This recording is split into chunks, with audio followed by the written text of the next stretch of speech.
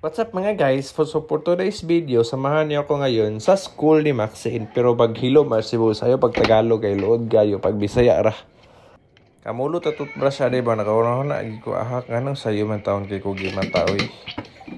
Ay nako, pero bahala na para kang Maxine. Di palangga, makita to buhaton mato tanan ang tanan makaya para sa itong mga anak. Di ba guys?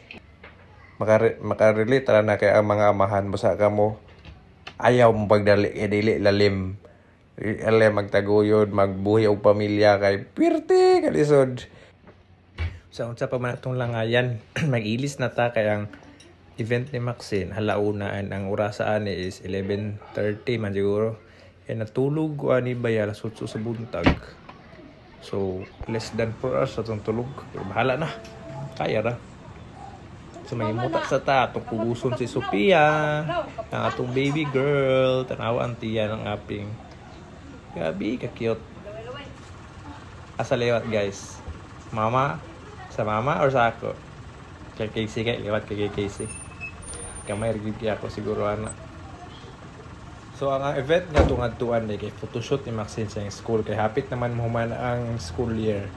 Mama na siya kinder 2 and before that pagpa-makeup sa ta dili ako make-upan na si Maxine og si Tori. Nari si Tori guys ang igagaw ni Maxine, and since di man ta kabalog makeup, walay kabalog makeup sa akong household, wala si Casey, magpalabanta sa akong igagaw. Magpalabanta sa itong igagaw si Biax. Doon naman pwede ilan nara sa Tinaw, so like 5 minute drive lang from Bugo, so doon lagi kay bay. And adto na ta kay lisod sa 12:30 alaunang event 11:30 na, so 1 hour 30 minutes unta mag-prepare. Make-upan pa si Maxine, make-upan pa si Tori, mabalik pa sa balay mag-ilis. Sure na nga late oy. Di madag 1 hour and 30 minutes. Pinoy biyata, so bala na si Batman. So abot na ta as you can see. And naguna-una na sila gawas oy, gibiyaan na kog kalit. Oh, wag gigisirahan ni Jangar sa portahan. Ako pa, gipasirado in taon. Hay, nako. So, inikabot na to. Wala na ta naglangay-langay. Nagsugod na dito. Ipaingkod si Maxine, gisudlayan. Mikapan. Awa, murag ka sa kaning nga part is gigilokan kasi ambot lang. Liwag, di na sa akong gilokanon. And mo din na si Ishan, guys, ang one and only anak ni Biax and ni Chris. Maduwagan pa na po. And tuwara gisugdan na. And human na paske no, pero dili po na mga 10 minutes o idugay gina si Tori's turn. And ilang magic abot ta diri sa eskwelahan pandamay kay ilis si Jangar sama na si Mama Bingbong guys, ang lola ni Tori. And tuwara guys, muna na mga classmates ni Maxine from morning and afternoon. So snacks at tayo, gutom ang bata, apil ko gutom.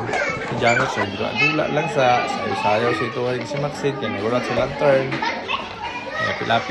Napilapil ko, pero wala ko ni sayo, tapad-tapad lang. Pwede mo takad sayo, wala na sa yung talent. And more sayo guys, more playtime, idugay kay Lantern, more sayo-sayo.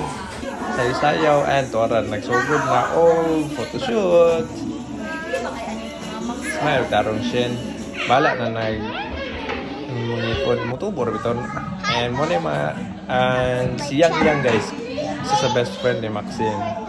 Sayo sila, ay magdula, wala sila ani. O red light, green light daw. So sige, dula sa mo dia.